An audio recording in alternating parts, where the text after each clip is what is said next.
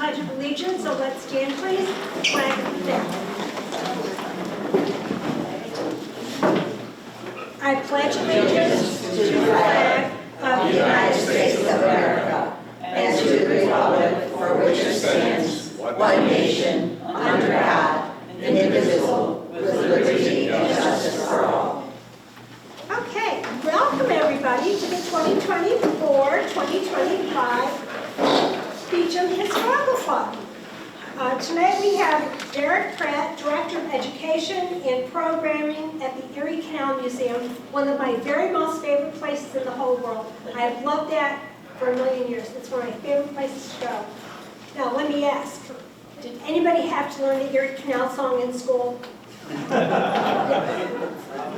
did. Oh, I went to St. Mary's and we had to learn it. Oh, good heavens. Just a couple little housekeeping items before we get started. We had an expenditure for postage and copies of $106.57. I'd like to vote on that. Is everybody okay with that? Raise your hand, yes. Anybody not? Too bad. And we do have a speaker honorarium, so everybody in favor of that, you better raise your hand because he's right there. Good. And our bank balance is $1,717.80. So we're doing okay. So don't forget, pay your dues if you haven't paid them yet. And feel free to bring anybody to the meetings. They don't have to be a member to come. You can bring anybody. And then we talk them into becoming a member. So it's okay. All right. We're just going to talk for one more minute, Erica. Yep. Everybody got this in the mail, your schedule. Please note, the next time, November 19th, is the third Tuesday, not the first Tuesday because of Election Day. All right? So we are going to meet on the third Tuesday in November. Okay, then we have January 7th. Well, November is going to be, Jeff Ludwig. We had him last year. And January 7th, Kate Kisselstein, thank you. I always choke over it. I don't know, it's me. January 7th, we have Kate. March 4th, we have Jim Fafaya, Brunswick. Okay. And then on May 6th, we have our very own Steve McMahon. So we've got a good program lined up for this season. And now, Derek, without any more hesitation, without any more chit-chat from me, let's get started. Derek is going to talk about No Place Like Home, Syracuse's Wayline building. Well, I also want to thank Cindy Clark and Jonah from PAC-B. Oh, yes, absolutely. Hi, Cindy. Thank you, Jonah. And we have cookies, don't forget. Okay, they're all yours, Derek. Great, thank you. You're welcome. Thanks everyone for coming out. Oh, wait for you folks to get situated. Well, I'm glad to be here. I heard someone mentioning there was a Wizard of Oz reference in the title. It is. I am originally from Chittenango, New York, home of Wizard of Oz, but now Baldwinsville is my hometown, so it's a nice bit of synchronicity here, I guess. Anywho, so today I'm going to be talking about where I work, though, not where I live. But I spend most of my day here at the Syracuse Waylock Building. Here it is, the Waylock Building today. Who's ever visited this building before? All right, that's good. I'm glad to see so many hands go up. Rarely do I get that many. But yes, this is the Erie Canal Museum, located in Syracuse's Waylock Building. An incredibly unique building for New York and for the world, really. And we're going to delve a bit more into it, and there's even going to be a reason why I'm here giving this to a Baldwinsville Historic Society. What does this building have to do with Baldwinsville? We're going to meet at least one person, besides me, from Baldwinsville who's worked here during this. But let's talk a little about Waylocks. The Erie Canal began construction in Rome on July 4th, 1817. An audacious project to build an artificial waterway from Albany on the Hudson River to Buffalo on Lake Erie, thus connecting the Atlantic Ocean to the Great Lakes. And it was built and paid for by New York State. They invested almost $7.5 million in 1817 into constructing this, which doesn't sound like a lot today. I just saw there's one of the off-ramps to the new 81 project. It's going to be $8 million, right? But this was huge for the early 1800s. I've seen some estimates say this was around 1/3 of New York State's entire GDP is going to be invested into building this canal. And then the big question was, how is New York going to pay for this canal? Are they just going to raise everyone in New York's taxes for this big gamble? Or would there be another way to pay off the canal? And they opted for another way, to charge the people who are going to directly benefit from the canal for its use through tolls. And they start digging the canal, like I said, 1817. In 3 years, they have 1/3 of it already done, from Utica on the Mohawk River to Montezuma on the Seneca River.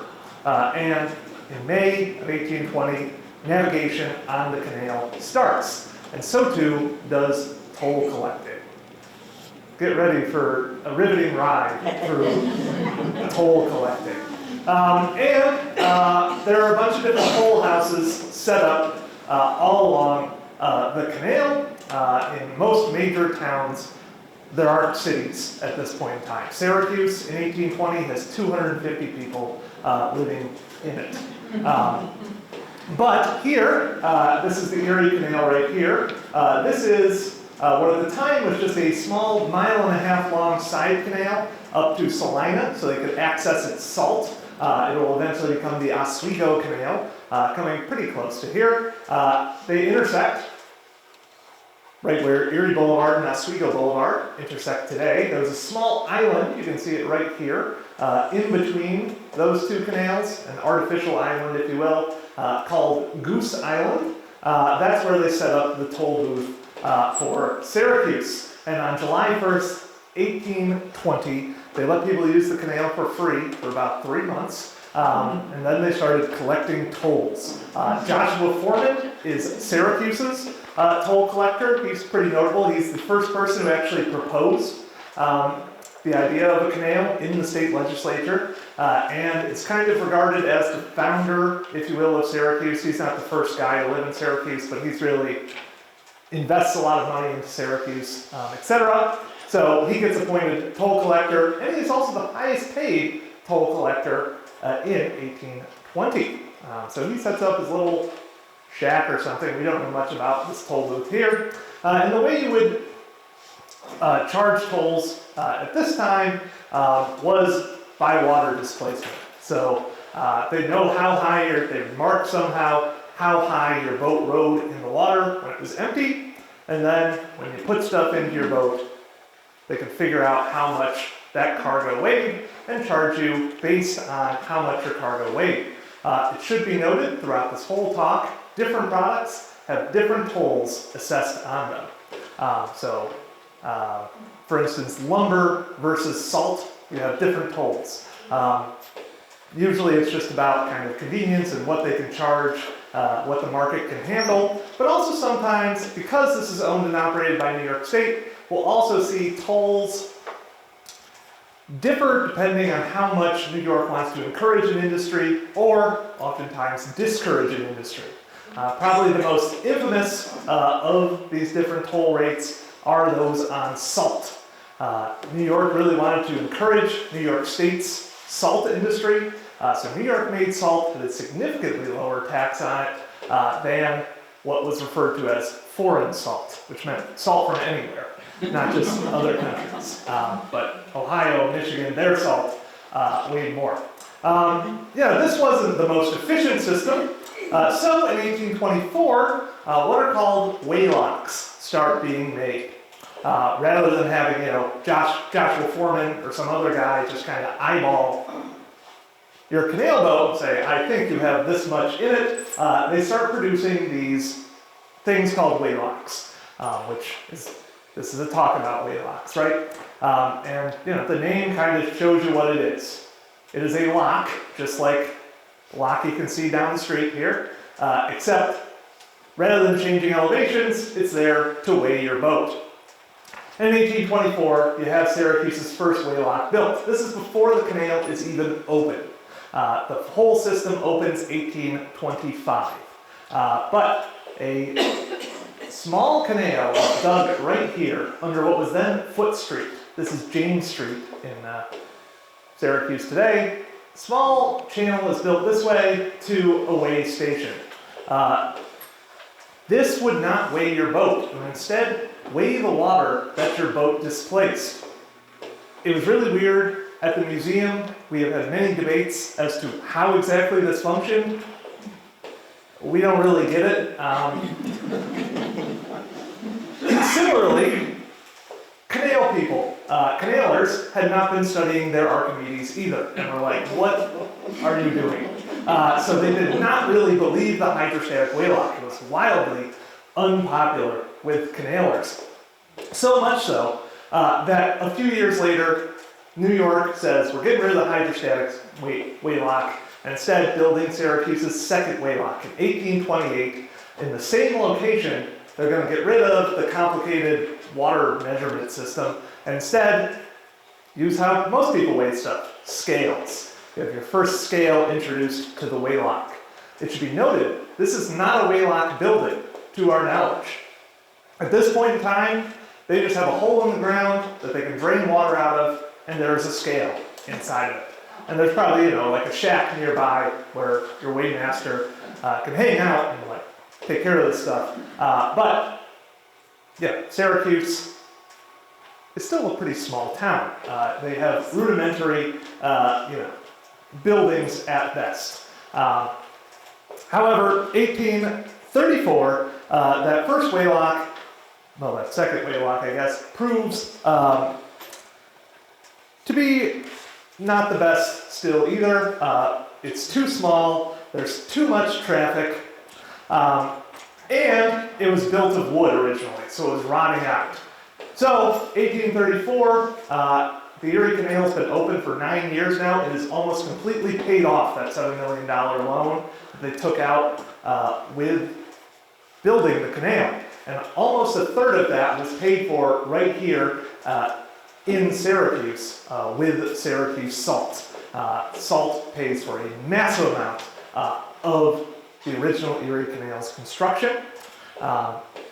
And because it's such a popular waylock, they want to make a more permanent waylock. So 1834, they build a new one. Made out of stone, and it has what's called the waylock house. So they're finally going to house in this waylock. And this is actually the busiest of all of Syracuse's waylocks. It's right here in this location just north of James Street. Syracuse reaches its peak canal traffic in 1845. It will never be as busy. But the same period, after the canal gets paid off initially, it's so busy, it's so popular. Syracuse has gone from, again, a town of 250 people. By the 1830s, there are about 10,000 people living in Syracuse. This is a massive rise in population, and you see this all across the Erie Canal. There are a lot of traffic jams on the canal as a result. So they expand the Erie Canal and straighten it out a bit, from 40 feet wide and 4 feet deep to 70 feet wide and 7 feet deep. This will allow for bigger boats. An easier flow of traffic as well is hoped for. So they build this new waylock to hopefully try to accommodate that a bit as well.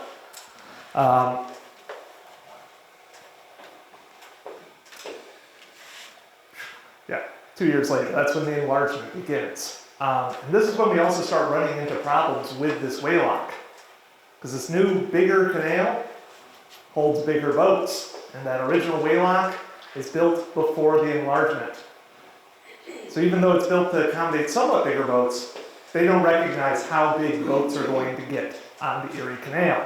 And for the next 20 years, the enlargement takes a lot more time to do. There's actually, we'll get to a good quote about why the enlargement takes so long in a second. But for 20 years, as they're enlarging the canal, they still haven't reached Syracuse. But there are bigger boats now operating on the canal, and there are some issues at the Syracuse Waylock as a result. Also, this area, so this is Clinton Square over here. This becomes more developed. This becomes the heart of Syracuse. Over here, you'll see this basin. This was meant to become the main dock of Syracuse. A marketplace is built right here, what's called Market Hall. It's going to get all this trade coming off the Erie and the Oswego Canal. Now that never really pans out. But like I said, Syracuse is panning out. The upper floor gets rented out by the village offices of the city of what's in the village of Syracuse when it becomes a city. The market's pretty much defunct. The city rents out the whole building. It becomes City Hall. And interestingly, this area, the basin becomes really neglected, even though City Hall is there, and it is described as, quote, a miserable, nasty hole, infected with disease. But yeah, keep an eye on this location of this basin.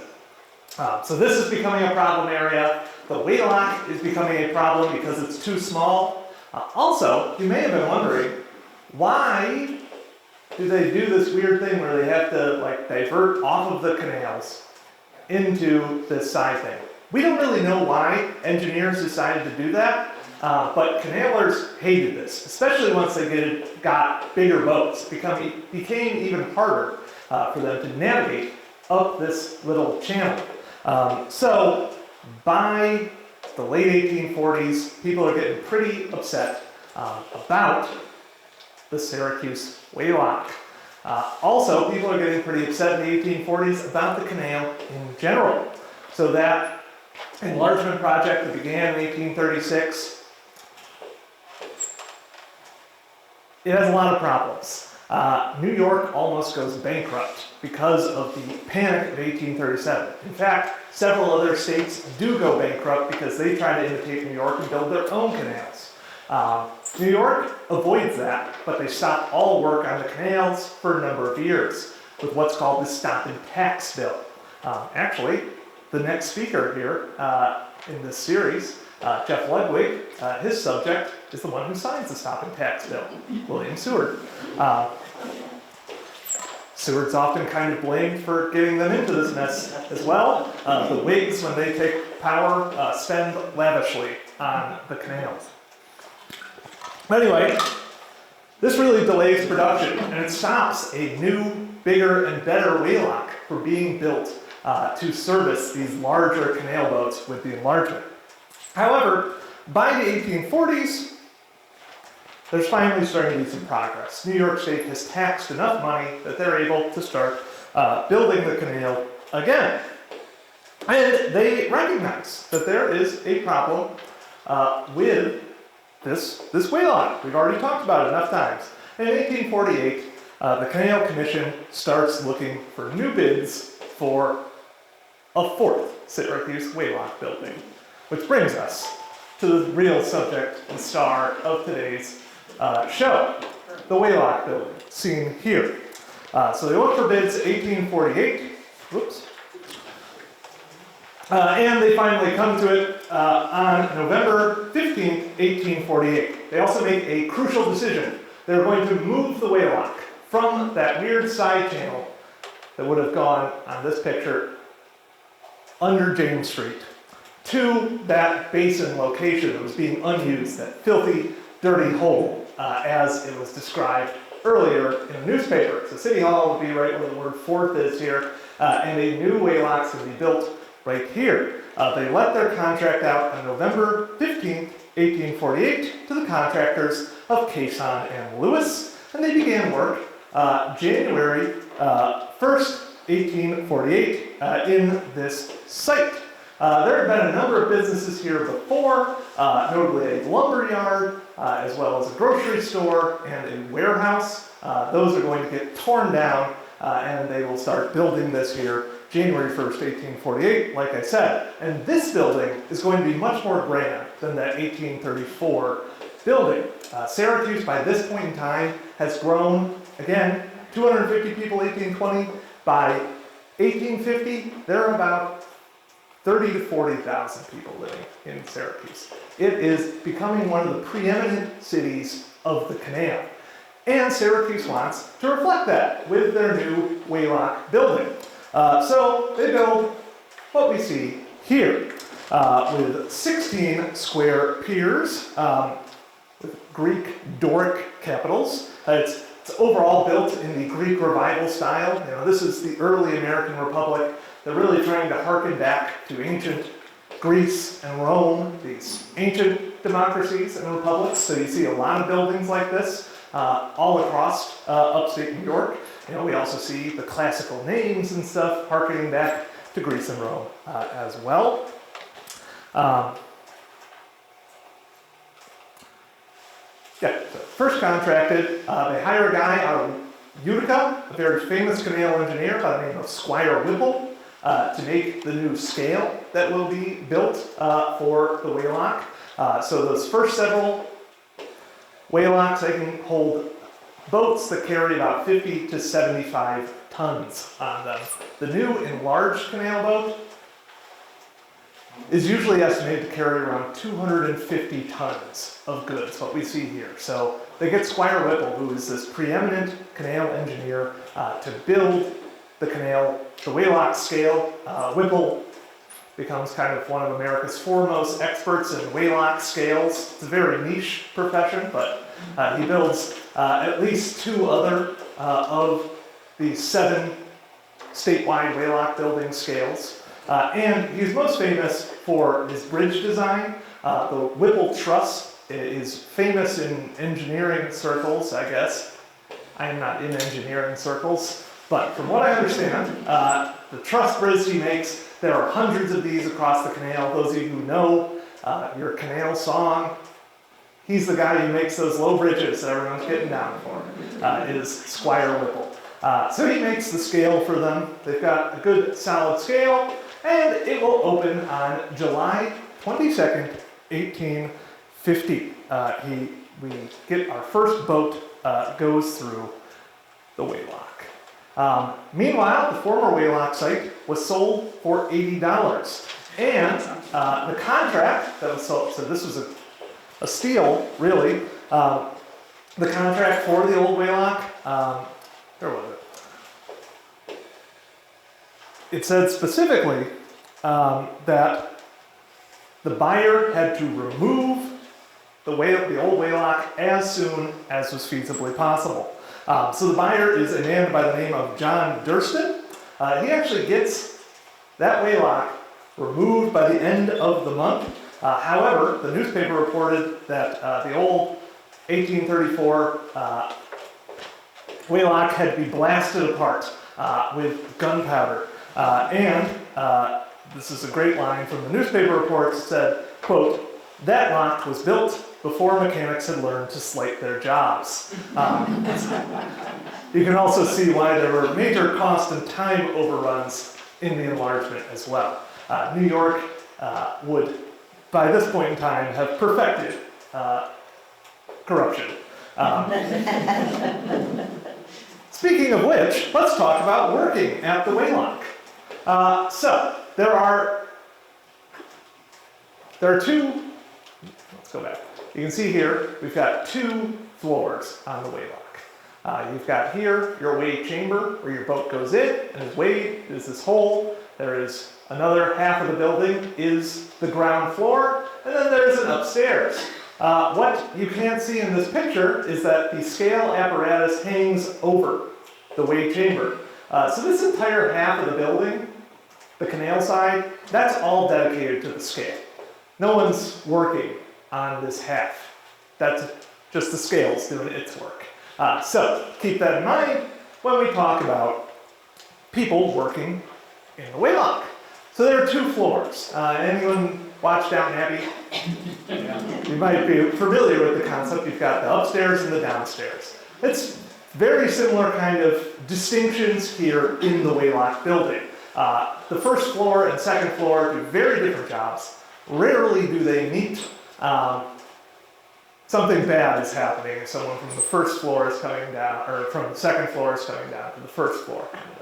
And to work at the Waylock building, you have very few qualifications required to work there. We have people from a number of different professions who end up over the next 30 years or so working at the canal. We've got people who own grocery stores. There is a daguerreotype artist, that's early photography, works there. Teachers, clerks from stores are often very popular. Anyone want to guess what the most popular profession is, though, to end up working at the Waylock building? Anyone? I'm hearing mumbles. Well, I'll also note, what? Politicians? Not exactly, but you are close. It is journalists. There's also very high turnover because this job is intimately linked with politics. It's working at the Waylock building, especially the first floor. You have almost biannual turnover on the first floor of the Waylock building. These are all state-appointed jobs. This is an era long before civil service exams and stuff. If you help someone get elected, there's a decent chance you're going to end up working as a clerk, a weighmaster. We're going to look at the different positions in a little bit. You just need to know how to do math and talk to people. Sometimes even the math's not important. Maybe, who knows? But you need to be able to write a good article a lot of time about your favorite Democratic, Whig, or Republican politician. Again, mostly you get locals for this job and very high turnover here. And it's all based on political patronage. Not all based on political patronage, but a lot of it is. A great example of this is if you go to the Waylock building today, in the wave chamber, there's a brick. And it has words inscribed into it. It says J.J. Britnall, which is enough for us to find the newspaper article about when he was hired in 1859 at the Waylock building. It was written by, I can't remember the exact Syracuse paper, but I know for a fact it was Syracuse's Republican paper, because this is all they had to say about John J. Britnall. This is the only thing we know about him at the moment. A fine gentleman. And we have nothing bad to say about him other than he is an Orthodox Democrat. Parentheses, I believe the parentheses was, believes in everything the Democratic Party has done and ever will do, was what he was described as. He worked there with 4 other guys as well, who were also appointed at the same time. So let's look at the jobs that were held in the Waylock building.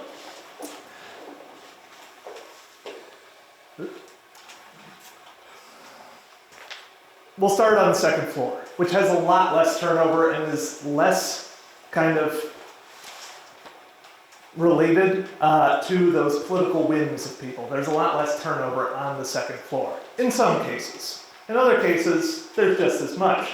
It is a mix of politics and professionals up on the second floor. These are kind of, your more well-to-do types in the upper floors. In addition to being a weigh station, the Waylock in Syracuse is the headquarters of the middle division of the New York State Canals. As a result, canal commissioners, these are the people in charge of the canal. They are, you can imagine them as, they are officially members of the canal board, have their offices on the second floor. These are guys who are rarely in their office. They are legally required to visit their office at least once a month, so they tour their division. For the most part, these are political actors. Actually, after the 1840s, it will be an elected position. They tour it monthly, and they also have an assistant commissioner who is much more frequently in one of these second-story offices. This is also where the engineers for the entire middle division, so that is from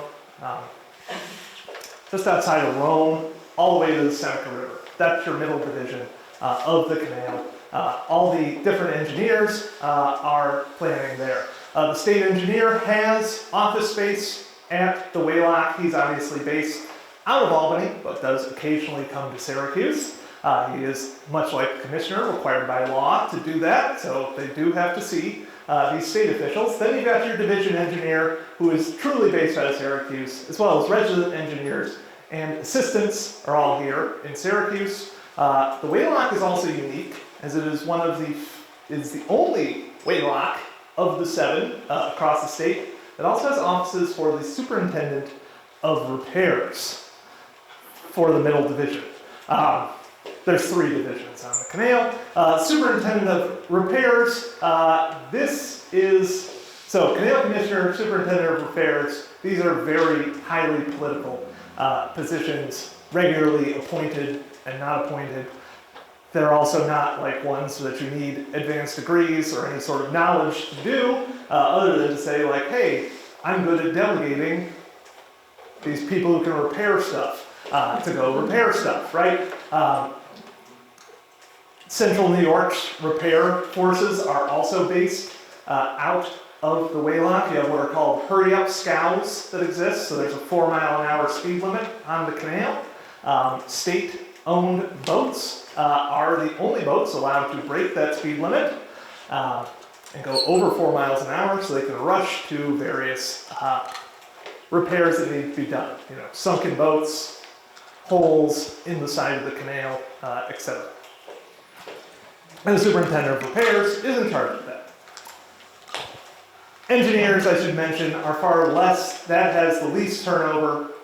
You can be an engineer if you know what you're doing and you're good at being an engineer. You can stay there for a while. In fact, there's one very interesting guy, a man by the name of David Earl Whitford. He is appointed in the mid-1850s. He starts working at the Waylock building. He will retire 1916, also from the Waylock. And we have his journals for about 50 of those years. Yes. His son would also, Noble Whitford, would become the state engineer and also write probably the seminal book on the history of the canal as well, interestingly enough.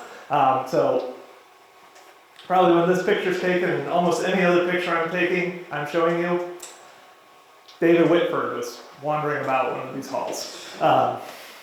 Let's look though at that first floor. These are the people who are responsible for operating the Waylock. So the upstairs, their job is making sure the canal works. First floor, making sure the canal gets paid for. The most important job here is the collector. His job's pretty easy to figure out. He collects people's money. The collector is also given some extra responsibilities. Notably, he is allowed to put people under oath to make sure you tell the truth, pinky promise him that you are not trying to rip New York State off in paying your tolls. We get that question a lot at the museum. Did people cheat the system? Certainly there were. We have accounts of people trying to. Sometimes they try to make their boat heavier when it was weighed at the beginning of the season empty. This was often caught. Other times they would say they were going to a different location and only pay, because you got paid, your tolls were paid based on the weight of your cargo times how far you were traveling. So you might say, if you're heading through Syracuse, you were going to like DeWitt, the next town over, when in fact you were going to go to Canastota or something. And you could save a whopping like 60 cents or something on your toll. That's one way you can kind of cheat the system. But we don't have a lot of evidence of many shenanigans going on that required the collector to put people under oath. He was also required by law because Waylocks were actually very important in this early time period in New York State to developing the local economy. Nowadays we take for granted that you can pretty much go anywhere and there's a bank, right? Or an ATM or something. Back in the day, that was not the case. There wasn't just a bank on every corner. Banks had to get started in upstate New York. And one of the ways New York tried to kickstart local banking was they required the collector at the Waylock building to deposit all the tolls collected into local banks.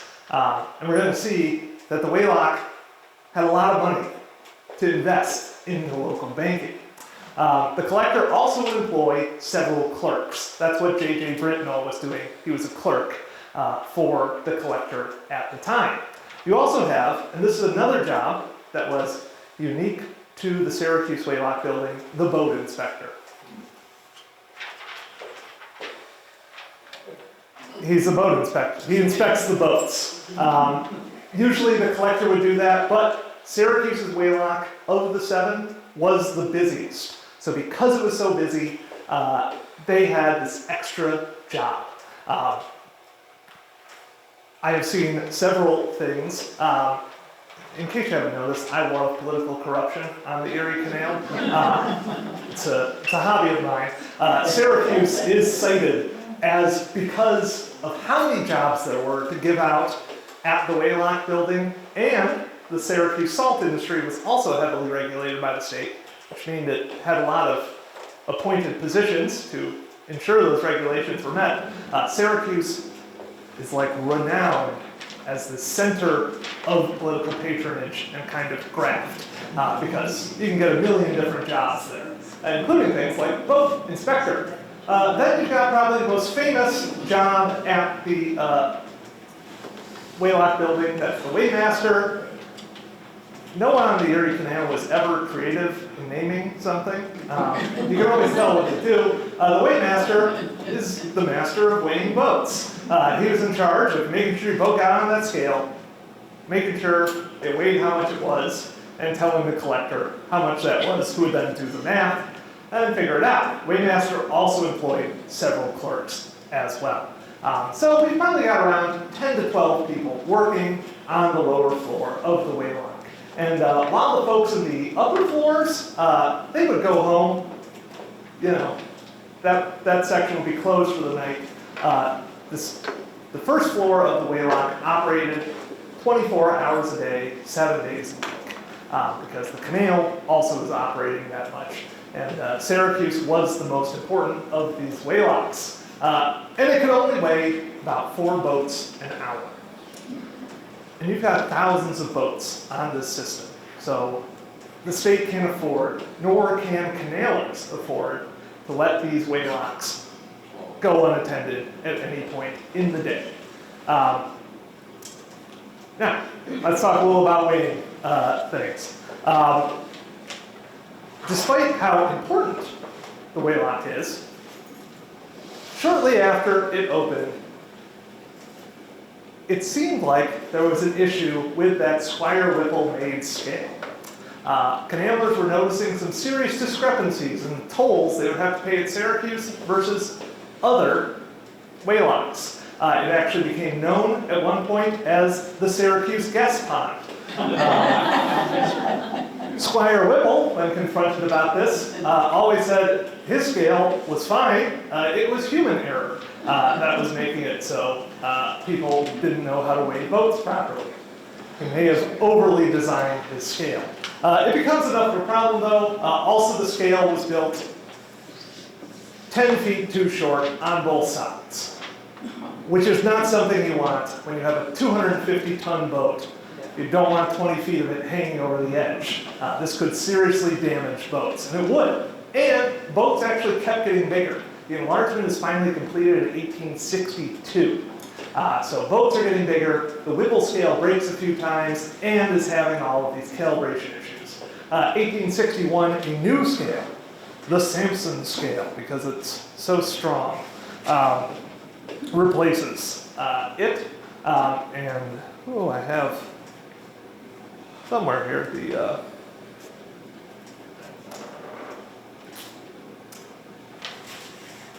the first boat that goes through it. I was just going to tell you how much it weighed. It was a lot. It was a heavy boat. Like 500 tons or something of grain. It is huge. The Syracuse Waylock operates for 33 years. Like I said, it is the busiest of those 7 Waylocks, and it continues collecting tolls until 1883, when tolls are abolished by the citizens of New York. in a ballot referendum. So, let's talk a little about what happens to the Waylock after its main function leaves. Well, there are still those canal offices, and they actually expand them. So the whole building is canal offices. I should note that a little over $121 million is generated in tolls across the entire system, which is about $20 million more than the canal cost. Whoops. I'm so excited about how much money New York makes.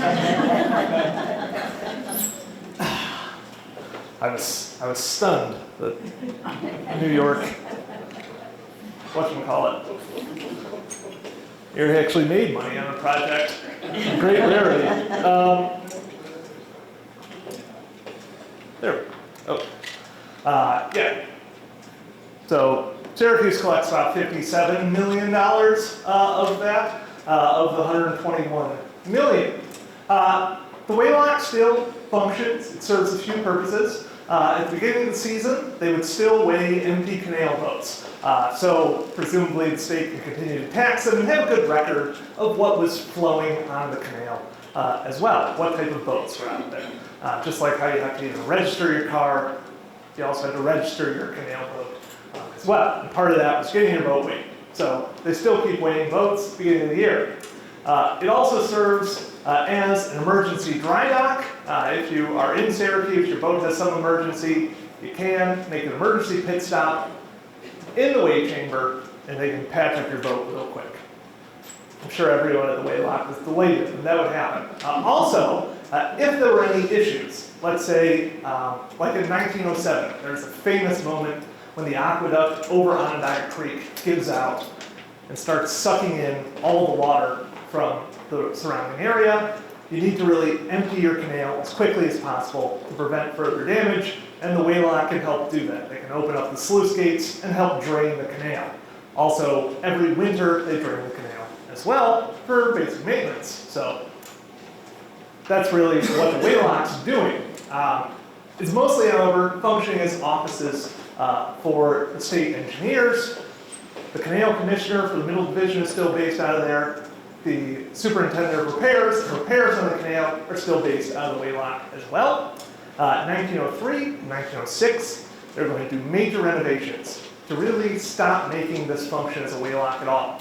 In fact, in 1906, the scale is removed from the Waylock building. A new floor is constructed right here, which you can still see today. If you've ever been to the museum, to the gingerbread gallery, that's where the scale was. And that's the floor that was installed in 1906. If you ever have the pleasure of installing the gingerbread gallery, you will recognize those are floors from 1906. They somehow, like, one of the rooms about 1.5 feet higher than the other, strangely. Anyway, so the museum gets a remodel. If you've been to the museum as well, you probably are familiar with our tin walls. Beautiful, gorgeous designs on them. This is when those are installed as well for the office building. In part as a decorative piece, but also to further fireproof the building and prevent the many records that would now be housed in the Waylock from being destroyed. In 1904, they start building the modern barge canal. By 1918, that is open. There is still local traffic between Syracuse and Rome because there are no locks until you get to where Teal Avenue is from Rome to Syracuse. But then, 1920s, some new bridges get installed over the canal, and the Erie Canal, in the old historic towpath era canal, stops being of use. And in 1923, you have your last boat goes through Syracuse. They will drain the canal in 23. 1928, they build concrete walls all around the weigh chamber. So if you've been to the museum now, if you've been on our boat, you see the nice glass windows. You can look out onto Erie Boulevard. That wasn't there until the 1980s. Instead, you had these pretty austere gray concrete walls enclosing in the Wade Chamber, and that becomes offices. Around the same time, they fill in the Erie Canal, build Erie Boulevard, and a parking lot where that basin used to be as well. So, now, special for you folks, I'm going to highlight a person who worked in the Waylock building during this era, shortly after they renovated the building. And that's this man, a resident of the town of Van Buren. William O'Brien. He was born in Van Buren on July 24th, 1861. I was looking at this lovely map over here, and notice there's an O'Brien Road here in Van Buren. I am curious if he is a relation. And he actually started his own farm up in Plainville for a while, before opening a livery stable on East Genesee Street in Baldwinsville as well.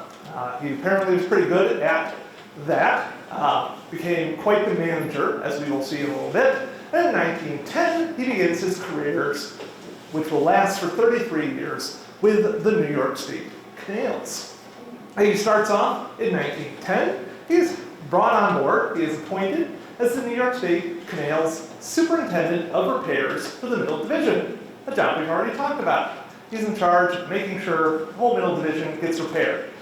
We have all of his papers from his time at the Waylock building are preserved in our archives. And they offer a really interesting glimpse into this unique era of the canal when the barge canal is being built, but it isn't finished yet. And there's still the old towpath canal. That's what people are using. I find them pretty funny because he's always like, please stop asking me for money. Like, this canal's only going to exist for a few more years. Can you sure that can't hold out? So when he's superintendent of repairs, he's often like, I don't know what to tell you about your bad bridge. Hold out for 2 more years. He is good enough at doing this, seemingly, that by 1912, he is appointed the assistant superintendent of the entire Middle Division, so he gets a promotion. However, he will hold that position for only 3 years. But then he'll end up here, back in Baldwinsville. I mean, he's always here in Baldwinsville. He's commuting into the city every day. His house is on Virginia Street. If you go to the library, it's kind of kitty corner 9. It's a beautiful brick house. This is O'Brien's former house. He will be appointed in 1922 as the superintendent of supplies for the Baldwinsville lock. So how did O'Brien get this job? How do you go from farmer and library stable owner to that? Well, yes. Well, starting in 1905, he became the chairman of the Lysander Democratic Committee. He was heavily involved with that. This is actually, when I was looking at his collection, this is when I first got interested in the politics of the canal and kind of the patronage and some might say corruption of it. When I came across numerous letters written from people saying, like, hey, you should appoint this guy to be the lot tender for X, Y, or Z town. And their one qualification would almost always be, he is a good Democrat. He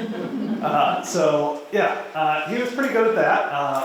I found some newspaper articles when FDR was governor. FDR loved the canals. The governor used to have their own gubernatorial canal yacht. FDR loved it. He would always take it to 3 Rivers, because the governor also had to take a yearly inspection of the canal. O'Brien greeted him in the 1930s when he was governor as well.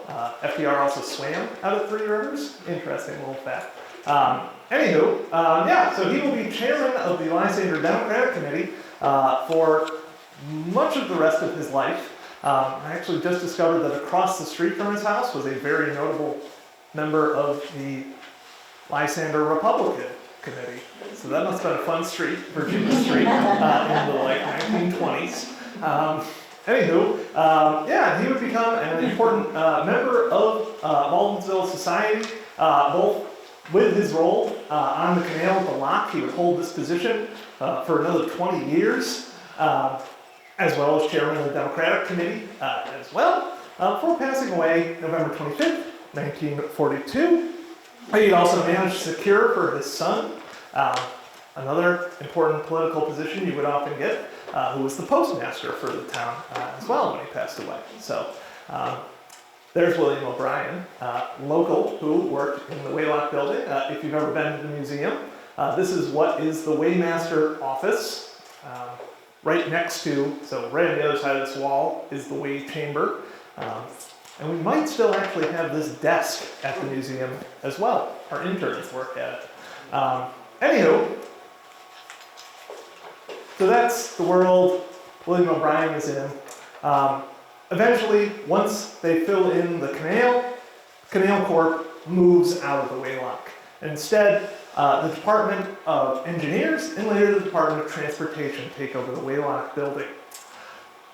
It continues as a minor office building owned by the state for a number of years.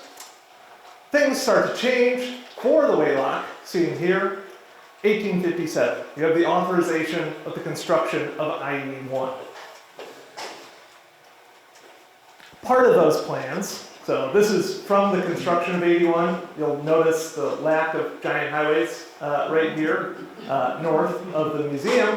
The initial plans, the folks who worked in the Waylock building, evidently not fans of it, we're going to knock it and City Hall, which is right here, down for an exit off of 690 and I-81, right into the heart of downtown Syracuse. However, protests by the Junior League of Syracuse and the Canal Society of New York State will force the saving of this building. By 1962, this is the only remaining Waylock of those 7 on the canal. This is the only remaining Waylock building in America at this point in time. It might be the only one left in the world. So these two organizations fight really hard to save the Waylock building, and ultimately, 1962, Onondaga County purchases for $1 the Waylock building, and immediately gives its use over to the Canal Society of New York, because part of this agreement is that the Waylock building would be used in perpetuity as a canal museum. And thus is formed the Erie Canal Museum, which opens October 25th, 1962, which is also the anniversary of the canal's opening as well in 1825, which makes our celebration posts of that day long on social media. And the museum still operates to this day as an independent museum. Almost twice as long as it operated as a Waylock building, interestingly. Yeah, and that's the story of the Syracuse Waylock building. Good, I did it in less than an hour. So.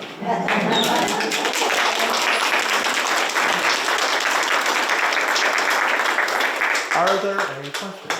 Okay, right. Do we have any questions for Derek? Yes. I assume the other 6 Waylocks, that of course now don't exist, they must have gone through each one of these stages, being built of wood, Yep. stone, too small, enlarging. Several of them. A few, notably Oswego had one. That building was the last constructed. It was built in the 1850s of brick. And Oswego specifically got its own Waylock because the Syracuse one was too busy. So they needed to build a new one for that. So that was only an enlargement era. And that one was in the city of Oswego? Or was it? Yes, well, it was just to the south. Kind of. South. Yeah. One of the sets of locks nowadays would have been near where the Waylock was. Great question. I forgot to mention that there were tons of traffic jams at the Syracuse Waylock, especially end of the season. Everyone wanted to get out of the canal before it froze over. So there were accounts of occasionally over day-long waits to go through the Syracuse Waylock. Did people ever just go through without any aid? Is that possible? Presumably, yes, but there was enforcement on the canal. You could do it, but you risked a very hefty fine. Yes. Where were the other waylocks? Great question. Let's see if I can get them all. We got Rochester. Interestingly, you can see Harry Houdini jump off of the Waylock Bridge in Rochester on YouTube. Utica, yes. Utica, which you can see the remains of that Waylock at Oriskany Battlefield. The obelisk is built out of its stones. Oswego, Watervliet or West Troy, Albany, Syracuse. I can't remember where the seventh one was. Buffalo? No, Buffalo didn't have a Waylock for some reason, I don't think. But they might have. I don't know. I feel like Troy might have had an extra one. I think they did a lot of the weighing out on that side of the canal. But yes. You said it was very busy. Did they use the Waylock building at night, and what did they use for illumination? Yep, they used it at night. They used lamps for the most part. The Waylock is one of the first buildings to get gas hooked up to it. Actually, right across the street were right across the canal were the Syracuse Gas Works. So they had gas lanterns. They also got early electricity, I believe. Night operations were a bit trickier. We have some interesting accounts of sleepy clerks and stuff falling into the way chamber. Yeah, just lanterns and stuff illuminated it. I got a question. Yes. So, the Waylock was essentially check the weight and make money from the boats bringing cargo. Yep. What about other boats that had no interest in that, just pleasure boats? Pleasure boats really weren't charged, but there were packet boats which carried only passengers. And rather than weigh human beings on board, there was a set fee for passengers traveling on the canal, which would depend from year to year how much that cost. Yeah. But they didn't have to go through the Waylock if they were just small. Yeah, small crafts didn't get really charged for anything. There were also people who would use rafts. So if you were hauling lumber, especially, sometimes people would just be like, I've got 100 logs, I'm just going to float down the canal. The state hated this. Rafts of logs had like exorbitant fees attached to them if you wanted to try that. And people still would apparently, but yes. Once they get the Sampson Street on the final one, can you explain the weighing process, exactly how it operates? Sure. So you bring your boat into the wave chamber. They close both sets of gates. There was essentially drainage. There was a culvert underneath the canal, which they would open up. It led to Onondaga Creek. The scale mechanism hung over the boat, and then there was a cradle that the boat would end up resting on that was attached to the scale. Then the scale would weigh the boat, and there would be scale stuff inside the Waylock. Then they would open up the valves on the front of the gates to let canal water back in, and your boat's back and floating. Okay, thank you. So every Waylock then lost a significant amount of water in these times. Yep. The canal lost tons of water across the whole 360 or so mile system.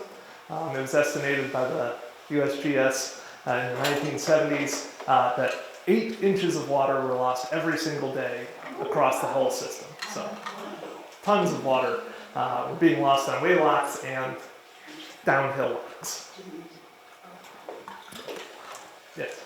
Would this have been similar to like a way station on a road? Yes. So some people, the trucks have to stop there, but the other cars keep on going, and this would be like the boats have to stop at the waylock, but then the packet boats or other boats can keep on going. Is it the same premise or not? No, packet boats would have to stop, but they would just be like, we have like 75 passengers on, here's our money. Be much quicker, they won't get weighed, obviously. And also by about 1850 or so, packet boats are largely obsolete as well. Okay, because I'm trying to visualize how everything is moving at the same time, you know? Yeah, it's mostly freight boats, so they're all waiting to get into the canal. I still am a bit hazy on when you were required to stop in a waylock. I don't think you were required to stop in all of them. You would just stop in one, they'd give you a little slip, and you'd say like, you could show the weightmaster like, Oh, look. you mean if you're going all the way from A to B? Yeah, like if you stopped in the Rochester waylock and you were headed to Albany, you wouldn't have to stop in the Syracuse one as well. You could just say, here's my bill of lading, I've paid. So you could stop and reload, put more stuff on in between the waylocks. There were presumably some sort of guardrails against that, but I haven't fully run. You said there was boat inspectors. What were they inspecting, for what you were carrying, or? Yeah, to make sure you weren't doing what you just described. Yeah, no, their job is to make sure you're on the up and up with your boat, and you're not like lying about your cargo and what have you. The collector could also do, but boat inspector had special for it. Yes? What does the museum have planned? Next year's the bicentennial, the opening of the canal. Yes. And I know the town is very interested because the canal runs through the south end of the town of Van Buren. What is the county and the canal museum and the state, is there anything being planned for the bicentennial? Lots being planned for the bicentennial. The state is trying to get different communities to try to do their own stuff for the bicentennial as well, though they're planning some larger statewide things. For instance, in September, the Seneca Chief built out in Buffalo, it's an imitation of DeWitt Clinton's first canal boat that did the whole journey. That's been rebuilt, and it's going to head from Buffalo to New York City starting in mid-September. It's going to be here. I believe they're going to be parked up in Baldwinsville October 3rd, I believe.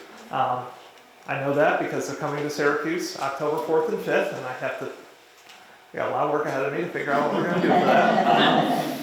But yes, you can see, real historic canal boat replica here. Granted, you could have seen that last year with Lois McClure.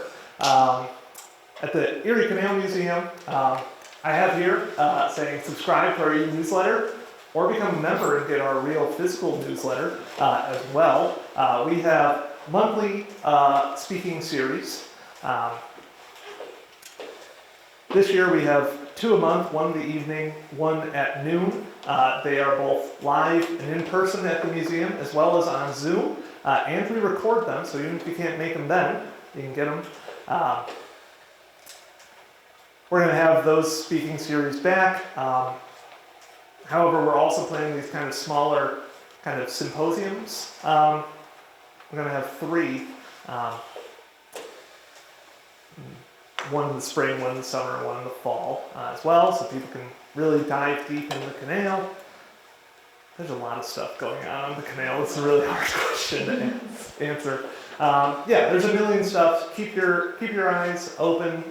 Their eriecanalway.org has an events calendar across the entire canal system. That's excellent as well. So for all the stuff going on, and there's a lot. Thank you.